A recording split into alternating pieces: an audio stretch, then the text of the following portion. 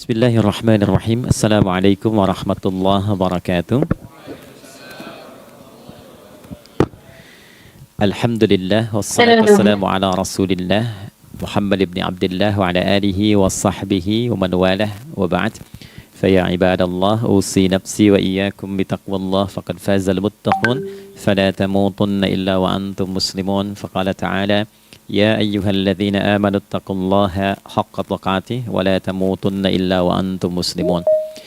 Keluargaku sekalian yang terhimpun di dalam Pertagas, Pertamina Gas, kita mengawali dengan bermohon kepada Allah semoga siapapun yang berada di ruangan ini atau terhubung dalam kajian ini, semoga senantiasa dijaga, diberkahi, dan dilindungi dalam kebaikan oleh Allah Subhanahu wa Ta'ala. Kita doakan yang bertugas di luar kota. Tadi saya dengar info juga Pak Direktur sedang di Semarang. Semoga giatnya dimudahkan oleh Allah dan semoga diberikan keberkahan. Ada satu bagian yang penting amanat Nabi di hadis Muslim pada satu sifat kepemimpinan, bahwa di antara sifat pemimpin dan yang dipimpin itu harus selalu membangun kekompakan dengan nilai cinta dan doa. Ini yang sering dilupakan. Nabi pernah menyampaikan, dan penyampaian ini, hadis ini didokumentasikan oleh Imam Muslim dalam satu kalimat yang singkat, padat tapi mengikat. Khiyaru a'immatikum man tuhibbunahu wa yuhibbunakum. Pemimpin yang baik itu adalah pemimpin yang kalian mencintainya dan ia pun mencintai kalian. Nah, membangun cinta itu salah satu jembatannya dengan doa. Oleh karena itu, di antara doa yang dianjurkan saat Anda memulai pekerjaan, itu bukan hanya untuk pribadi, lancarkan pekerjaan saya, tapi juga sehatkan pimpinan saya, pimpinan mendoakan sehatkan anggota saya, sehingga semua itu melahirkan sifat harmoni yang memberikan kenyamanan dan kebahagiaan dalam bertugas.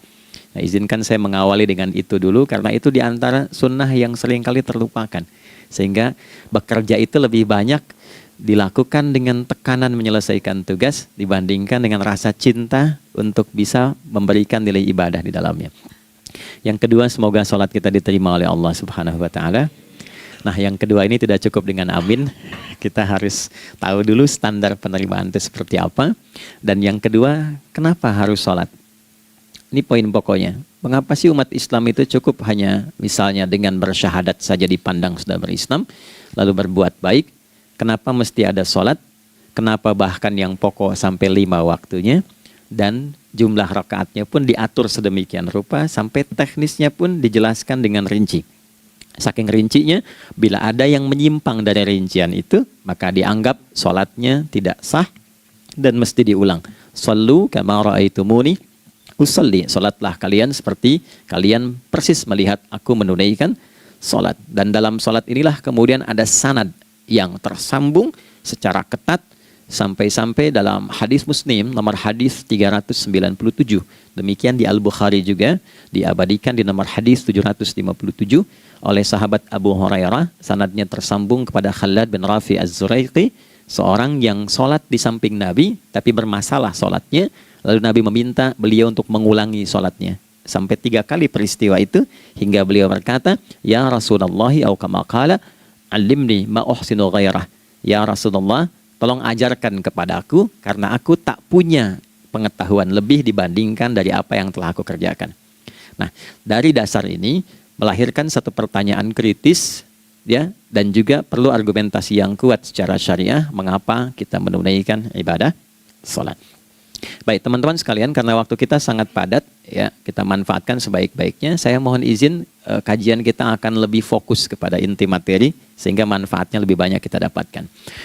Salat satu-satunya amalan di dalam Islam yang mencakup 4 bagian pokok dalam beragama.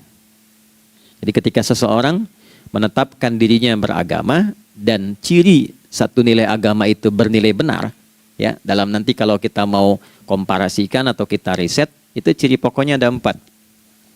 Satu, ada aspek namanya aspek keyakinan, ya, tauhid atau akidah. Nggak mungkin kan beragama kalau nggak yakin, ya, karena itu pasal 29 ayat kedua itu mengandung nilai keyakinan. negara menjamin kemerdekaan tiap-tiap penduduk untuk memeluk agamanya masing-masing dan beribadah menurut agama dan kepercayaannya itu. Ya, jadi nggak mungkin kita bisa menghasilkan nilai kepercayaan dan ibadah kalau tidak ada unsur keyakinan. Atau bahasa kitanya disebut dengan iman. Ya, iman itu nanti juga dipaku dalam setiap nilai kebangsaan di konteks Negara Kesatuan Republik Indonesia. Ini yang paling membahagiakan. Jadi mau jadi pegawai apapun itu syarat, ya, salah satu syarat yang melekatnya beriman dan bertakwa kepada Tuhan Yang Maha Esa, gitu kan? Ya, kemarin saya di BPK itu ada 11 bab Romawi, 40 pasal. Ya, di bab yang keempat pasal 13 tentang pemberhentian dan pengangkatan itu ada 11 poin A sampai K. Di poin B yang keduanya syarat menjadi bagian dari anggota BPK itu beriman dan bertakwa kepada Tuhan Yang Maha Esa. Baik, di Undang-Undang Pendidikan Sisdiknas nomor 20 tahun 2003 itu kalau kita baca dari poin menimbang ada 4, di poin B-nya saja sudah ada iman. Ya, Undang-Undang Dasar 1945 mengamanatkan pemerintah mengusahakan satu sistem pendidikan, ya, nasional yang meningkatkan keimanan dan ketakwaan pada Tuhan Yang Maha Esa serta akhlak mulia, baru mencerdaskan kehidupan bangsa. Ya, secara singkat, satu, agama dianggap benar kalau ada doktrin keimanan, ada akidah, ada tauhidnya. Yang kedua, ada ibadahnya.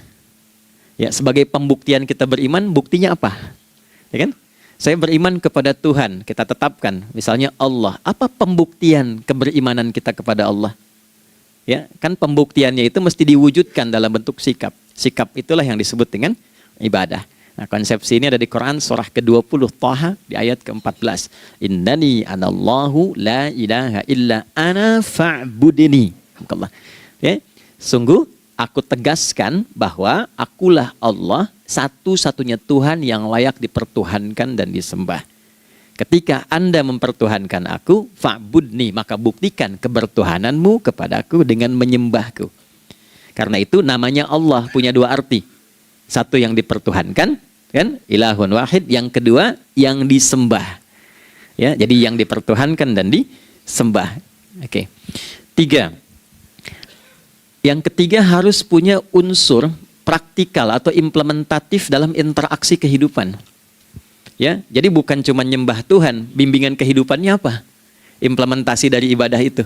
Ya, ciri umat beragama itu kan bukan hanya sekedar saya yakin, beriman, saya ibadah. Terus bukti ibadah itu dibawa dalam berinteraksi hariannya seperti apa wujudnya.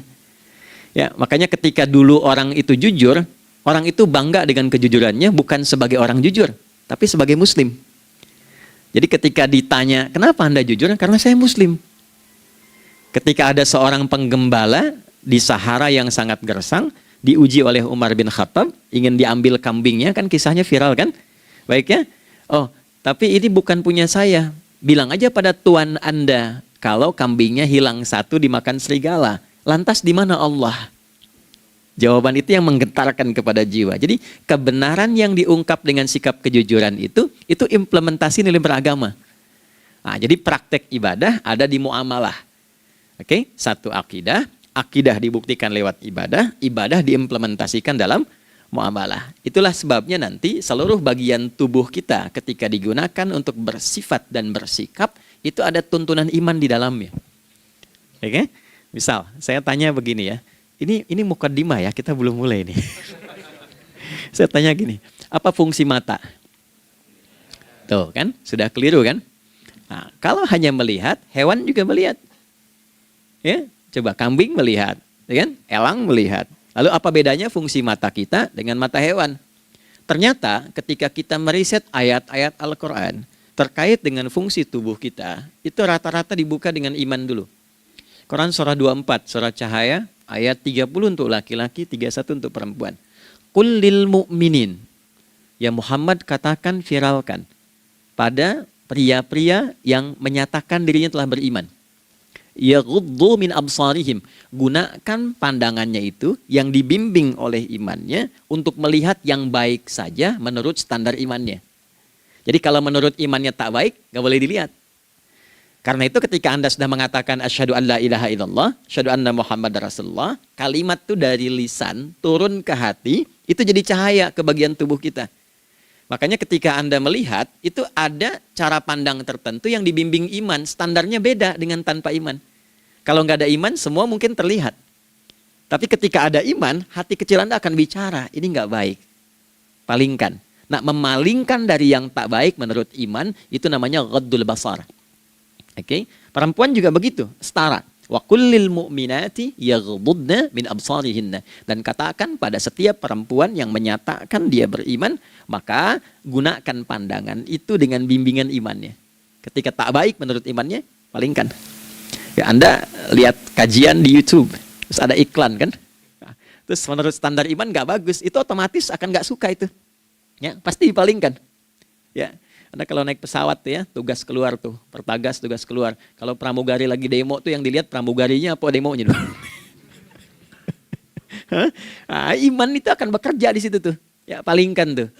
Nah, sama dari mata turun ke, jangan langsung ke hati aja, ke lisan dulu kan. Ya, ke mulut kan. Itu mulut tuh ketika digunakan fungsinya, imannya disebut dulu. Ya, Quran surah 49 ayat 11 misalnya, ya. Ya ayyuhalladzina amanu, imannya dulu. La yaskhar qaumin qaum. Ayat 12-nya la yaghtab ba'dukum ba'dha. Hai orang-orang yang telah menyatakan beriman. Kalau pakai alladzina disebutkan 1080 kali dalam Al-Qur'an, itu kalimatnya diksinya singkat, padat, mencakup semua tanpa sekat. Oke, jadi kalau laki-laki, perempuan, tua, muda, besar, kecil, beda strata, duniawi, itu semua tercakup di dalamnya. Hei semua yang telah menyatakan beriman, gunakan imanmu untuk membimbing lisanmu bertutur. Kalau masih merasa punya iman, jangan gunakan lisan untuk mencela, merendahkan orang. Untuk bergibah, membuat hoax. Didetilkan oleh Nabi, kalimatnya jelas. Man kana yu'minu billahi wal yaumil akhir, falyakul khaira aw liyasmut. Siapapun. Nah, dari alladzina ketika dirinci pakai man. Ya, man itu bentuk tunggal, ya, personal, tapi maknanya general. Jadi kalau Anda, saya, kita baca ayat atau hadis ada man, posisikan Nabi sedang bicara ke kita. Ya, hei Adi Hidayat, posisikan Nabi bilang gitu tuh. Kalau engkau merasa beriman sama Allah dan yakin dihisab di hari kiamat, jaga lisanmu. Katakan yang baik dengan bimbingan imanmu, tak mampu engkau diam. Jadi cukuplah suami istri itu menggunakan satu hadis ini, pasti sakinah itu muncul dalam kehidupan rumah tangganya. Ya, itulah sebabnya kenapa sakinah didahulukan dibanding mawaddah. Hati-hati ya, Mbak, walaupun namanya sakinah nggak ada ini nggak akan datang tuh ketenangan tuh. Ya, ada yang tahu nggak rahasianya? Kenapa sakinah duluan dibanding mawaddah? Ya, 5 juta. Ya, waktu habis karena padat sekali. Maddah jamaknya mawaddah, rasa kasih yang tumbuh dari pemberian materi. Jadi kalau rumah tangga itu ingin cenderung pada kebahagiaan, boleh berbagi dengan materi. Ya, istri cemberut, ya Anda datang dengan senyuman, sayang, kenapa? Ya, ini emas 2 kilo, ya. Nah itu pasti sehat lagi tuh. Ya, itu mawaddah. Tapi maaf, walaupun Anda mapan bekerja, harta cukup melimpah, ruah, tapi tidak ada ketenangan di rumah tangga, tidak ada sakinah, maka hampa kehidupan rumah tangga itu. Itulah sebabnya kenapa di Quran sakinah lebih dulu dibandingkan dengan mawaddah. Saya tanya ibu deh, ibu pilih mana? Kaya tapi gelisah atau miskin tapi tenang? Oke. Saya paham itu. Saya paham. Suami juga sepakat semuanya. Ya, artinya apa? Kita nggak bisa menghilangkan unsur ketenangan. Oke, itu hanya pembuktian argumentatif ya, supaya kajiannya lebih kepada argumen. Jadi ada akidah terkorelasi dengan ibadah, implementasinya di aspek muamalah. Nah, nanti cara bermuamalahnya diatur lewat akhlak namanya. Bagaimana bermuamalah yang baik? Kan Anda, maaf ya, berekspresi kepada pimpinan dengan kawan kan berbeda. Oke, kepada orang tua dengan anak kan lain. Nah, yang mengatur interaksi kita sehingga terjalin harmoni yang baik, itulah yang disebut dengan akhlak. Nah, 4 poin inilah yang menjadi inti dakwah Nabi SAW ketika diutus oleh Allah Subhanahu wa Ta'ala. Memastikan 4 ini bisa optimal kita lakukan dalam kehidupan. Bonusnya yang kelima, selalu meningkatkan inovasi sehingga selalu mendapatkan hal baru dalam kehidupan. 5 ini digabungkan di Quran surah kedua Al-Baqarah di ayat 151.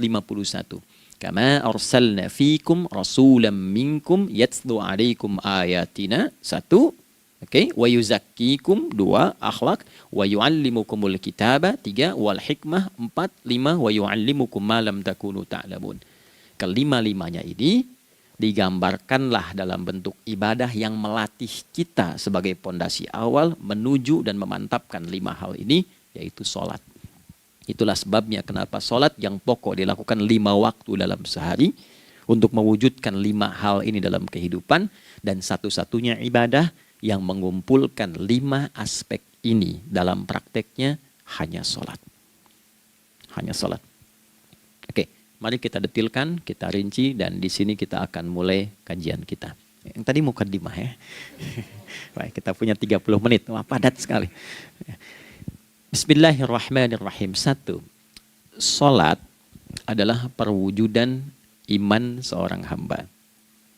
Karena itulah kalimat sholat pertama kali disebutkan dalam Al-Quran, itu letaknya setelah kalimat iman. Al-Baqarah ayat 3, Alladzina yu'minuna bil ghaibi wa yuqimunas sholat. Orang-orang yang telah menyatakan beriman dan konsisten menjaga imannya. Beda alladzina amanu dengan yu'minun. Amanu telah beriman. Tapi kalau dia komitmen dan konsisten terus menjaga imannya sampai saat dia berpulang pada Tuhannya, maka berubah nanti bentuknya kalau di bahasa Arab jadi mudhari'. Kalau di bahasa Inggris kan tuh punya 3 arti, present, continuous, and future. Jadi kalaupun sekarang terus berlangsung sampai masa depan pun saya tetap akan beriman. Nah, pembuktian untuk menjaga iman itu pembuktian utamanya pada sholat. Itulah sebabnya satu-satunya amal ibadah dari rukun Islam yang 5 itu, ya, satu-satunya amal ibadah yang disebut iman dalam Al-Quran hanya sholat. Teman-teman boleh buka Quran surah kedua Al-Baqarah di ayat 143. Ya, di pertengahan ke ujung ayatnya. Saya percepat. Wa ma kana Allahu liyudhi'a imanakum. Dan Allah nggak akan pernah menyia-nyiakan sholat seseorang yang dikerjakan karena imannya. Ayat ini turun, ketika ada terjadi pergantian arah kiblat. Dari yang tadinya semula ke Masjidil Aqsa, lalu berputar 180 derajat, beralih ke Masjidil Haram. Nabi sedang berada di luar Madinah. Madinah tempo dulu, wilayahnya nggak seluas cakupan sekarang. Oke, kalau diilustrasikan, area sekitaran Masjid Nabawi sekarang itulah Madinah lah. Di luar itu sudah di luarnya. Nah, Nabi sedang sholat, riwayatnya banyak menyebutkan, ada yang mengatakan zuhur, ada asar, ada maghrib. Di pertengahan itu turunlah Al-Baqarah ayat 144. Qad nara taqalluba wajhika fis sama' falanuwalliyannaka qiblatan tardaha fawalli wajhaka syatral masjidil haram. Maka berputarlah dengan turunnya ayat ini 180 derajat menghadap ke arah Masjid Al-Haram. Problemnya adalah ketika Nabi dan pengiring beliau kembali ke Madinah, area Masjid Nabawi, kan nggak semua masyarakat ikut. Maka virallah informasi itu bahwa kiblat telah beralih ke kiblat awal, yaitu Ka'bah Al-Musyarrafah. Maka penduduk panik pada saat itu. Status sholat kami yang tadi dikerjakan bagaimana? Karena sedang nggak bisa diulang, sudah pindah waktu. Maka turunlah kemudian firman Allah yang Al-Baqarah 143 itu, wa ma kana Allahu liyudhi'a imanakum. Karena engkau mengerjakan sholat itu dengan imanmu, maka Allah nggak menyia-nyiakan imanmu itu. Maksudnya apa? Walaupun arah kiblatnya tidak tahu mengarah kepada sisi yang belum berubah, tetap dihitung pahalanya sempurna karena imannya. Nah, ini nanti yang menjadi landasan turunnya Al-Baqarah ayat 115. Walillahil masyriq wal maghrib fa aina ma tuwallu fa thamma wajhullah. Kalau Anda sedang tugas nanti di lapangan, lalu sulit menemukan arah kiblat.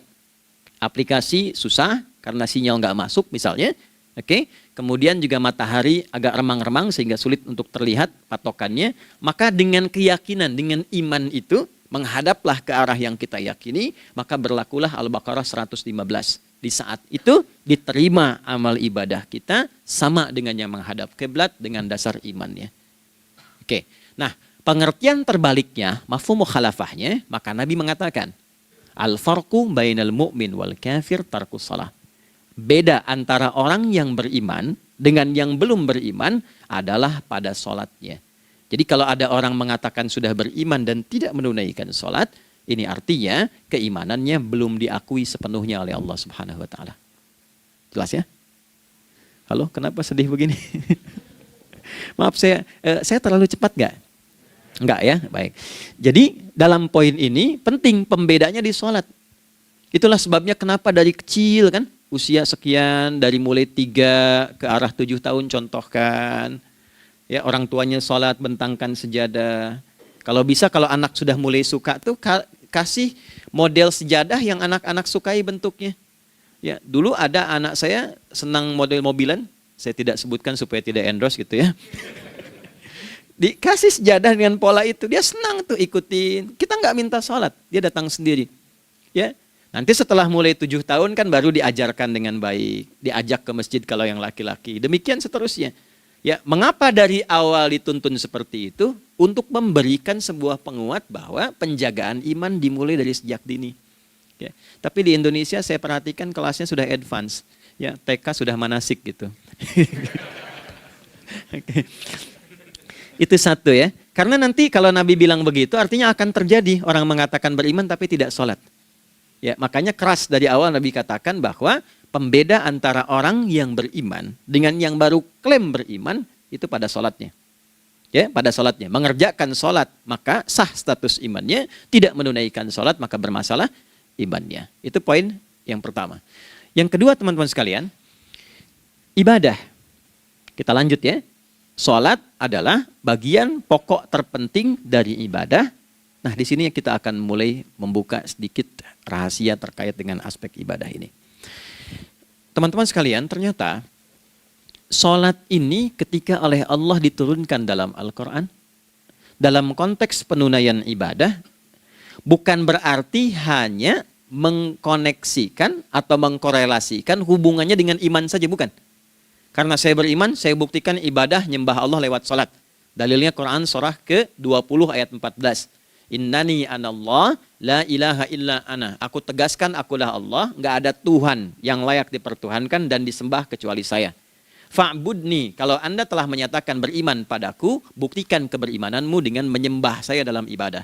Bentuknya bagaimana ya Allah? Teruskan ayatnya. Wa aqimis sholata. Tunaikan sholat sebagai bukti ibadah. Itu li dzikri, sebagai zikir kepadaku. Jadi korelasi antara ibadah dengan iman, sudah kita sebutkan dalilnya. Sekarang ibadahnya tersendiri ketika ditunaikan, apa manfaat dari ibadah itu? Mengapa mesti ada 5 waktu? Dan apa turunan manfaatnya dalam kehidupan kita? Kalau kita mengerjakan itu, dampaknya kepada kehidupan kita apa? Nah, inilah indahnya di dalam Islam, dijelaskan dalilnya, diberikan contohnya, diberikan alasannya, dan yang paling indah, diberikan penjelasan dengan detail tentang manfaat-manfaatnya. Ini tidak ditemukan di dalam konsep keyakinan manapun. Kalau teman-teman boleh mau riset silahkan. Ada nggak satu keyakinan agama tertentu yang dari ibadahnya tuh diatur? Cara memulainya, bacaannya, detailnya, manfaatnya, waktunya, sampai dengan hasilnya, sampai kiamatnya. Ini menunjukkan bukan karya manusia. Bukan karya manusia. Kalau karya manusia setiap orang bisa buat itu. Ya, ketika ini menunjukkan bukan karya manusia, maka pertanyaannya dengan cara apa lagi Allah memberikan pembuktian pada kita bahwa Ia Tuhan yang hak yang harus kita sembah. Nah, kalau sudah paham, mari kita rincikan turunan tentang sholat ini. Kita mulai satu-satu teman-teman sekalian dari waktu sholat. Seperti kita ketahui waktu sholat ada 5. Tapi yang sering kita dapati dari yang 5 ini tidak semua orang mengetahui tentang makna dari nama dan pembagian di waktu ini. Yuk kita mulai rincikan. Sholat yang pertama namanya apa? Gak usah khawatir, menang gak dapat hadiah kalau benar. Salah juga keterlaluan. Oke, 1 subuh. Dia satu-satunya nama sholat yang punya 2 nama ya. Subuh dan fajar. Oke, Pak Fajar, Pak waktu sholat. 2, zuhur. 3, asar. 4, maghrib. 5, isya. Oke, rumus hitungannya 24, 4, 3, 4. Ya. Rumus bilangannya 24, 4, 3, 4. Kalau mau tanya nomor koneksi dengan Allah, 24, 4, 3, 4, 2 subuh, 4 zuhur, 4 asar, 3 maghrib, 4 isya. Oke, pertanyaannya, apa artinya nama itu? Selama ini jangan-jangan kita hanya tahu namanya, tapi tidak memahami maknanya. Itu poinnya. Oke, sekarang mari kita mulai. Izin saya tidak punya kemampuan untuk menuliskan, ya, karena memang saat ini terbatas, tapi kalau diperkenankan bisa kita coba uraikan sedikit. Baik. Ya, bismillah, jazakallah khair. Mohon fokus baik-baik karena waktunya tinggal 21 menit lagi. Izin saya pastikan dulu ya supaya terlihat dengan baik. Ibu kelihatan di sana? Bagus. Saya kira tuh hanya di Sumbawa Barat. Ternyata di Pertagas pun perempuan-perempuannya imannya luar biasa. Maksudnya belum saya tulis sudah kelihatan. Imannya luar biasa. Oke, kita mulai dari yang pertama ya. 5 waktu sholat. Kita mulai dari 1 dulu. Subuh, teman-teman saya turunkan dulu ya. Izinkan saya tulis pakai bahasa Arab dulu supaya gampang. 1, dia punya 2 nama. Yang angka Arab ya. Kalau yang gini angka Hindi. Anda yang di admin di komputer pasti tahu. Ada Fajr. Kata subuh ditemukan di Al-Quran surah ke-81 At-Takwir ayat 18. Kalau keliru tolong diingatkan. Was-subhi idza tanaffas. Quran surah 81 ayat 18. Ya. Enggak usah di ilmu utak-atik ya. Oh ini kenapa 81 kalau dibalik 18? Itu cocok logi. Ya, abaikan aja itu. Ya. Fajar agak banyak di Quran terkait dengan nama salatnya ada di Quran surah ke-17 di ayat 78. Aqimis salata liduluki syamsi ila ghasaqil laili wa Qur'anal fajr. Inna Qur'anal fajri kana masyhuda. Yuk kita mulai ke maknanya dulu. Ingat rumusnya ya. Rumusnya ini selalu begini rumusnya. Aqidah selalu punya korelasi dengan ibadah. Ibadah selalu punya korelasi dengan muamalah, interaksi harian kita. Muamalah hiasannya adalah akhlak. Nah, barulah kemudian di sini muncul inovasi dalam kehidupan, hal yang baru. Hidup ya, yang mengacu pada 2 kebahagiaan yaitu dunia dan akhirat. Ya, konsepsi ini nanti ditemukan di Quran surah ke-2 Al-Baqarah ayat 201 dan menjadi doa paling favorit umat Islam Indonesia saat ini. Rabbana atina fid dunya fil akhirati. Oke, ya cukup. Subuh. Ini rumus dasarnya. Dari akidah kita beriman, pembuktian imannya lewat ibadah salat. Apa hubungan salat dengan aktivitas harian kita? Subuh asalnya terkorelasi dengan kata asbah. Oke? Asbah itu asalnya sesuatu yang sudah siap dengan rencana yang matang. Baik, orang Arab tuh kalau bertanya begini, kaifa asbahta ya akhi? Kaifa asbahti ya ukhti? Bagaimana kabarmu di pagi ini? Itu bukan hanya nanya kabar kesehatan. Beda dengan kaifa haluk, beda. Ya, itu bertanya, bagaimana kabarmu hari ini? Aktivitasmu bagaimana? Lancar, sudah siap, planning bagus, dan sebagainya. Ya, itulah sebabnya ketika Allah bersumpah dengan awal waktu, penandanya adalah planning kegiatan. Ya, was-subhi, dan aku bersumpah demi waktu subuh, awal mula untuk berkegiatan, idza tanafas, apabila sudah mulai bergerak, bersamaan dengan nafas yang keluar itu, maka sudah jelas rencana yang dibuat. Ya, jangankan kita, semua alam itu, semesta itu seluruhnya bukan hanya bertasbih, tapi beraktivitas dalam tasbihnya. Di waktu subuh, matahari sudah mulai bersinar kan? Ya, dan sinarnya mengambil manfaat loh. Mengandung nilai manfaat, memecah keheningan malam dan menghilangkan kegelapannya. Gelap mulai hilang, datang kemudian sinar yang memberikan kita bimbingan untuk beraktivitas. Tumbuhan dimulai waktu itu sudah mengeluarkan oksigen, menyerap karbon dioksida. Saya waktu di Utrecht, di Delft di Belanda, ya, saya coba ingin membuktikan. Kan adzan nggak terdengar keluar ya. Jadi sebelum waktu subuh itu saya keluar, kebetulan flatnya waktu itu dekat area hutan yang agak rimbun, enak gitu, udaranya bagus. Itu sebelum subuh terasa karbon dioksida. Walaupun cuma beda hampir 1 menit. Tapi begitu masuk waktu subuh, keluar kesegaran yang luar biasa. Oksigen yang keluar. Ya, ini kan nggak mungkin kalau kuasa Allah tuh nggak mungkin terjadi seperti ini kalau bukan kuasa Allah Subhanahu wa taala. Tapi poinnya adalah yang bicara begini Quran. Nah, sekarang yang ingin saya katakan adalah Alam semesta dalam konteks seperti matahari, kemudian tumbuhan, binatang, ayam bahkan mulai berkokok, punya planning yang teratur. Masa kita makhluk yang dihisab tuh nggak teratur? Nggak punya perencanaan? Maka subuh itu mengajarkan kepada kita, jangan sampai ada orang Islam yang punya keimanan, lalu menunaikan sholat, diajarkanlah oleh Allah, setiap masuk subuh itu harus punya agenda yang jelas. Planning yang terukur. Jangan terjadi mengaku muslim, beriman, tapi nggak jelas perencanaan hidupnya. Jam 7 mau di mana? Jam 8 kerjakan apa? Anda dari sini ketemu 7 ke 4, atau setengah 8 ke setengah 5, 8 jam kerja. Oke, berangkat jam berapa? Petakan di jalan macetnya di sebelah mana? Ukur sampai kantor tiba jam berapa? Apa yang mau dikerjakan di kantor? Itulah Islam, itulah subuh. Sehingga tidak ada satupun orang Islam di era Nabi mengajarkan beraktivitas kecuali terukur dan teratur. Bahkan Nabi memulai itu evaluasinya di malam hari. Sehingga turun di antara surah Al-Insyirah itu ada ayat yang tegas mengatakan di ujungnya, فَإِذَا فَرَغْتَ فَانْصَبْ. Evaluasi yang telah berlalu di malam hari, evaluasinya menyeluruh sampai ke zikirnya. Dicatat nih. Ya, aku hari ini secara spiritual itu, mohon maaf, sholat jamaahnya berapa waktu tuh? Dari 5. Oke? Misalnya dari 5 itu cuma 4, berarti koreksi ada yang kurang. 1. Ya.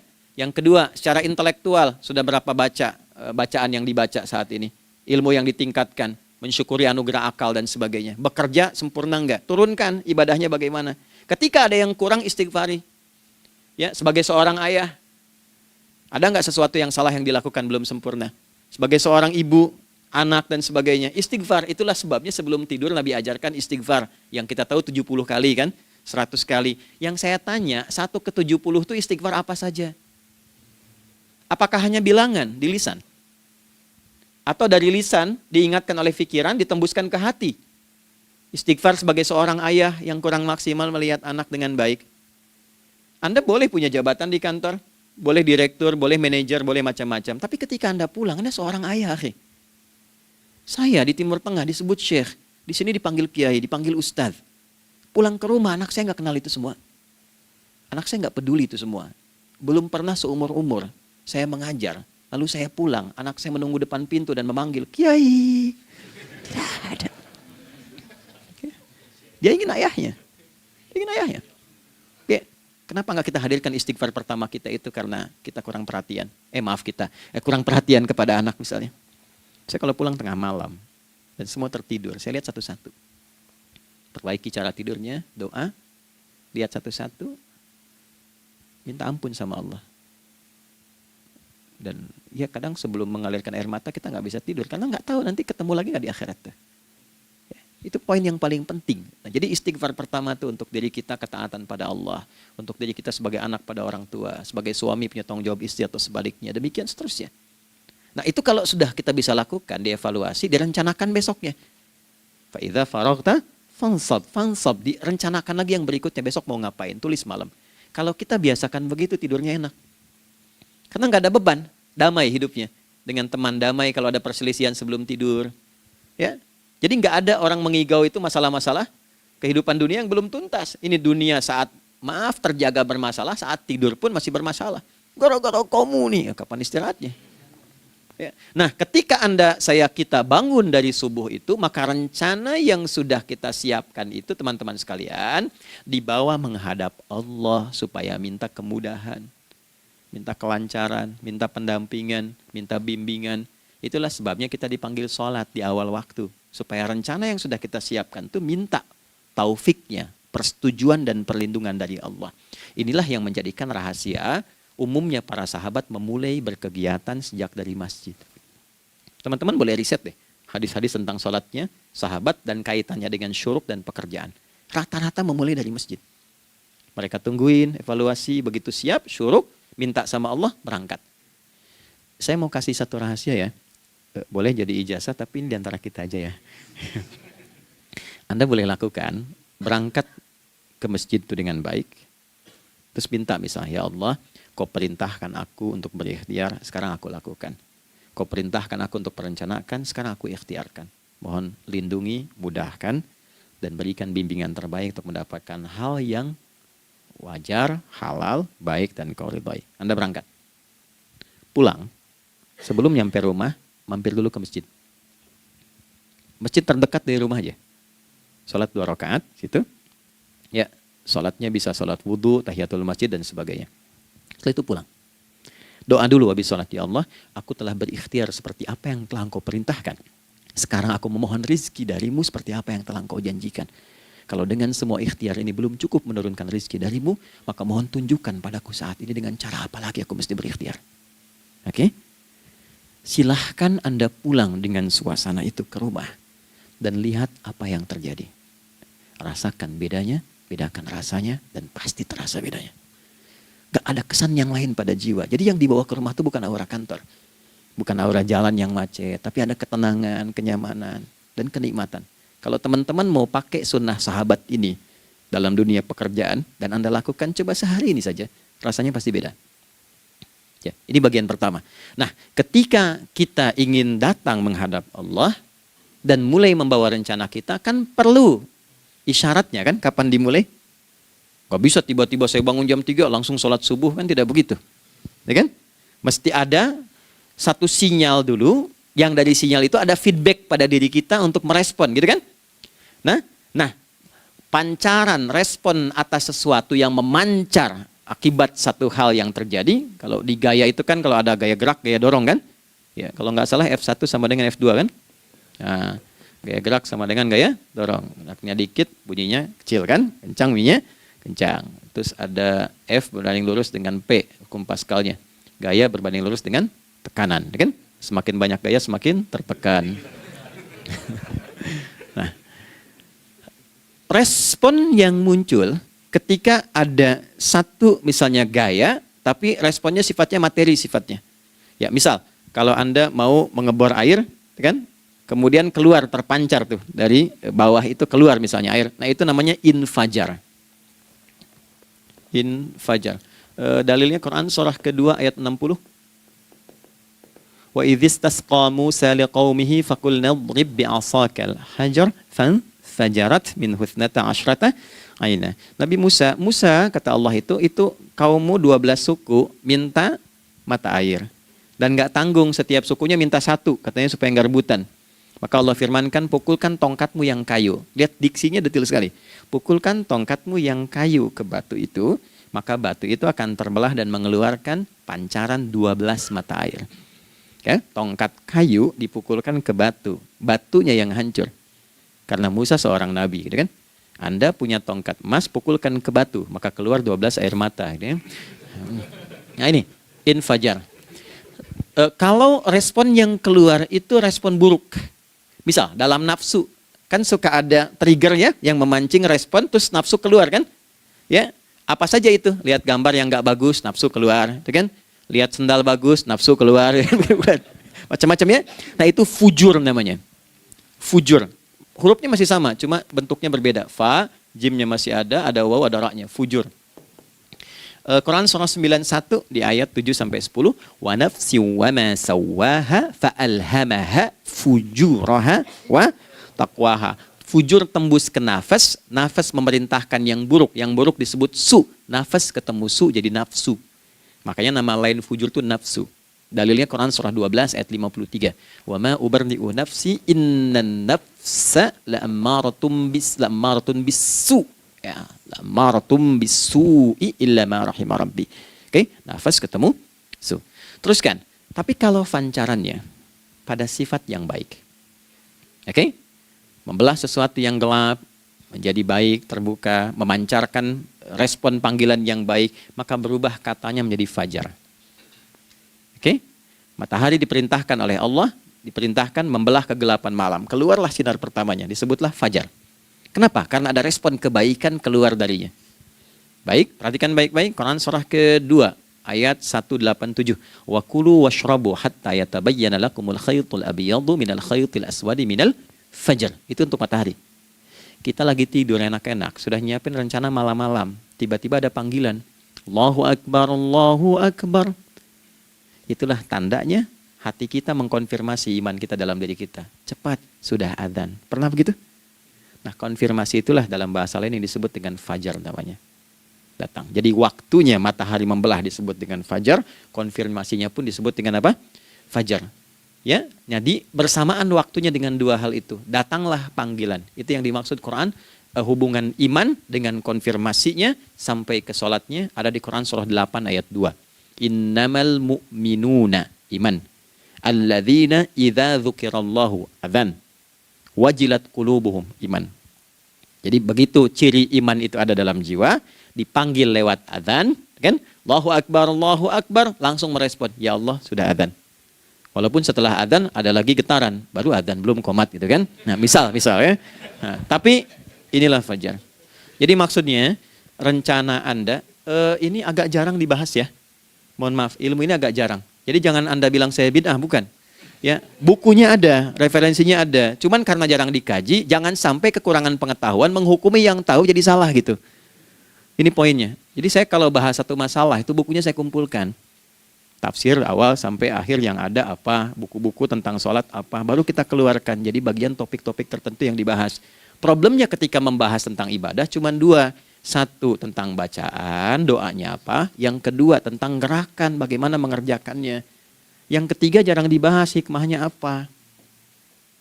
Padahal rumus dalam ibadah itu dalam fikih tiga-tiga mesti dipakai. Ini Quran surah kedua ayat berapa? Ayat 129. Rabbana wab'ats fihim rasulan minhum yatlu 'alaihim ayatika, ini wa yu'allimuhumul kitaba, ini wal hikmah, ini. Barulah kita mendapatkan sesuatu yang baru. Ya. Ini wa yuzakkikum, dan di 151 Al-Baqarah wa yu'allimukum ma lam takunu ta'lamun. Jadi ini bukan ilmu yang baru, bukan, belum tahu saja. Jadi selama ini yang kita kerjakan jangan sampai terbatas pada ritualnya saja untuk mencukupkan ini. Hubungan ritual dengan ini apa gitu. Ya, jadi subuh ini mengkonfirmasi bahwa ada satu keteraturan dalam kegiatan kita. Ya, alhamdulillah. 2, siang. Oke, setelah subuh, fajar, sholat apa? Zuhur. Oke, saya tanya pada Anda, zuhur itu artinya apa? Sudah, cukup katakan wallahu a'lam. Waktunya terbatas ya. Sahabat ditanya nggak tahu wallahu a'lam. Anda sahabat bukan, tabi'in bukan. Zuhur. Waktu tinggal 4 menit lagi.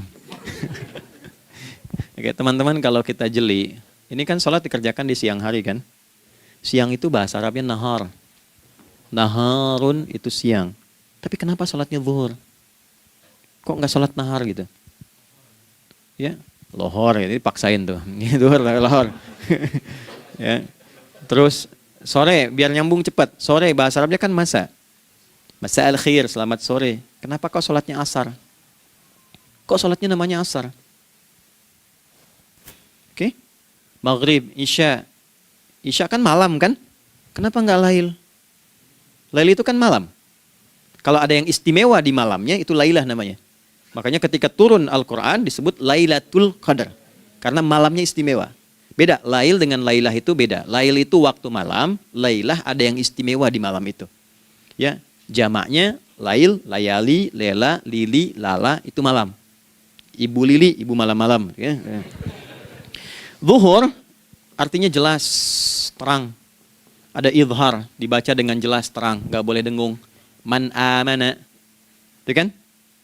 Ya, min husni, harus jelas. Ya, ada a, jelas. Zuhur kenapa disebut zuhur? Untuk evaluasi kegiatan kita dari setengah hari. Sudah jelas belum hasilnya? Ya, Anda punya rencana di sini, evaluasi di siang. Jelas gak hasilnya?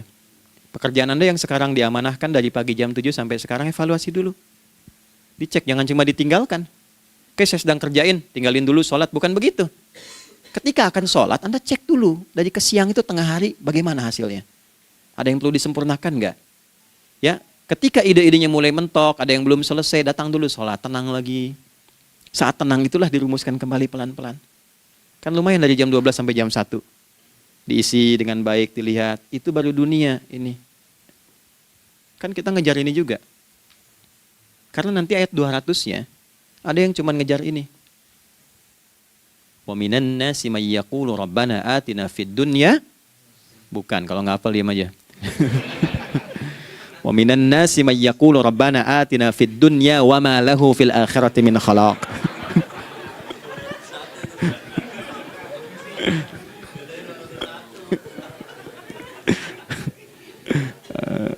Udah, paham kan? Dan di antara manusia ada yang fokusnya hanya dunia yang dikejar, sehingga nggak kebagian akhiratnya. Padahal dia tahu dia mau pulang. Yang lebih aneh lagi, pengen pulang surganya Firdaus dekat dengan Nabi. Tapi tiap hari kerjakan dunia, dunia lagi, berangkat gelap, pulang gelap, terus meninggal gelap juga. Ini kan repot. Nah, maka mesti investasi kan. Anda kalau tugas keluar kan, apalagi keluar negeri kan hukumnya beda. Bekalnya pun tidak sama. Anda tugas ke Amerika, mata uangnya sudah beda, hukumnya sudah beda. Terus pengen pindah ke alam barzah, pengen hukumnya sama dengan dunia, mustahil. Ya, makanya dimensinya beda, keadaannya tidak sama. Baju yang dipakai kan beda. Barang-barangnya nggak sama. Makanya disebut telah meninggal dunia, meninggalkan semua yang melekat pada dunia. Pindah ke alam lain, persiapan menuju titik akhir yang tidak ada ujungnya lagi. Nggak ada pembuka lagi. Jadi sudah ujung begini, nggak ada ruang lagi yang lain. Itu akhirat namanya. Makanya di sini cuma dua pilihannya. Kalau nggak ke surga, nah itu ya. Apa investasi yang ada di sini? Maka siang itu dicek dulu, pekerjaan jadi ibadah nggak? Tadi niatin ibadah nggak waktu berangkat dari rumah? Kan? Waktu ngetik, waktu ngerjain di kantor, jadi ibadah nggak? Kalau ibadah, Anda nggak mungkin berbuat kriminal. Anda nggak mungkin berbuat maksiat, nggak mungkin nipu, nggak mungkin nyogok, nggak mungkin korupsi. Kan lagi ibadah, nggak mungkin curang. Kan lagi ibadah. Anta budallaha ka'annaka tarah. Anda itu mengerjakan segala hal sebagai ibadah, merasa diawasi Allah. Fa in lam takun tarah fa innahu yarak. Kalaupun Anda merasa nggak melihatnya, Anda yakin Anda dilihat. Itulah kerja pakai iman, maka ini di bawah akidahnya. Jangan ditinggalkan. Nah, inilah yang selama ini kita butuhkan. Ya. Inilah yang melahirkan nilai etik, makanya ada yang dalam jiwa. Takwa itu kan dalam jiwa, melahirkan etos. Etos mendorong kepada logos, logos melahirkan patos. Kepantasan dalam bekerja. Jadi Anda sekuat apapun ilmunya, kalau nggak punya etos, itu rusak. Jadi tidak cukup akal sehat. Jiwa yang sehat itu lebih penting. Banyak orang akalnya sehat. Ingat, akal itu tidak memberikan perintah. Dia hanya merumuskan satu instruksi dalam jiwa supaya mudah dilakukan dan dieksekusi oleh fisik. Jadi akal yang sehat itu seberapa pandai ilmunya, seberapa cepat mengeksekusi perbuatan. Tapi kalau yang dieksekusi itu dari perintah nafsunya, masalah. Habis saja waktunya tuh. Ya. Ini gimana ini? Tolong jawab loh. Nah, teman-teman karena sudah habis waktu jam 1, kita baru zuhur ini. Nah, yang paling menarik itu gini, yang paling menarik kalau ada orang belum sadar sampai zuhur tentang akibat kehidupan ini, maka muncullah asar. Apa asar itu? Kenapa mesti disebut dengan asar? Dan apa manfaat istimewanya asar kepada jiwa kita? Itu di kesempatan lain kita akan bahas. Teman-teman, waktunya sudah habis. Ya, saya menghargai Anda, kan tidak boleh juga saya ngajarkan tapi mengambil yang sesuatu yang tidak tepat ya. Kita buktikan keimanan kita dengan mengerjakan amanah pekerjaan di tempatnya dengan baik, waktu digunakan dengan baik. Kita saling mendoakan supaya semua kita dijaga oleh Allah Subhanahu wa taala. Maafkan saya, lain kesempatan kita berjumpa kembali untuk melanjutkan apa yang telah kita bahas hari ini. Mari kita berdoa, semoga doa kita diterima oleh Allah Subhanahu wa taala. Allahumma taqabbal minna innaka antas sami'ul alim wa tub 'alaina innaka antat tawwabur rahim. Nahmaduka kama 'allamtana an nahmadak wa nashkuruka syukran kama 'allamtana an nashkurak. Antal muqaddim wa antal muakhir bi yadikal khair innaka 'ala kulli syai'in qadir. Ya Allah, kami memujimu seperti Engkau mengajarkan kami untuk memuji dan bersyukur atas segala nikmat-Mu seperti Engkau bimbing kami untuk mensyukuri segala nikmat-Mu. Allahumma salli wa sallim wa barik ala habibikal karim rasulikal mustafa al-amin sayyidina Muhammadin wa ala alihi wa sahbihi ajma'in. Ya Allah, anugerahkan kami kemampuan untuk terus bersalawat pada Rasulullah, sehingga dengan itu kami mendapatkan kemampuan yang baik untuk meneladani kemuliaan beliau dalam beraktivitas kehidupan. Rabbana la tada' lana fi maqamina hadza dhanban illa ghafartah. Ya Allah, jika ada pendosa hadir di ruangan ini atau terhubung dalam kajian ini, maka jangan biarkan ya Allah ia meninggalkan tempat ini dan kajian ini kecuali Engkau telah ampuni seluruh dosa-dosanya. Wala hamman illa farajtah. Ya Allah, jika ada satu di antara kami yang menghadiri kajian ini membawa kegelisahan, maka mohon tenangkan keadaan hatinya. Wala asiran illa yassartah. Jika ada yang sedang diliputi oleh kesulitan, maka mudahkan, ringankan dan hilangkan seluruh kesulitannya. Wala maridan illa syafaitah. Dan bila ada di antara kami yang diuji dengan penyakit, maka mohon angkat dan sembuhkan penyakitnya. Rabbana atina fid dunya hasanah wa fil akhirati hasanah wa qina adzabannar. Wa sallallahu ala sayyidina Muhammad wa ala alihi wa sahbihi ajma'in. Wa akhiru da'wana subhanakallahumma rabbana wa bihamdika nashhadu an la ilaha illa anta nastaghfiruka wa natubu ilaik. Walhamdulillahi rabbil alamin. Nasrun minallah fathun qarib wa basyiril mu'minin. Terima kasih untuk semuanya. Mohon maaf kami langsung pamit. Assalamualaikum warahmatullahi wabarakatuh.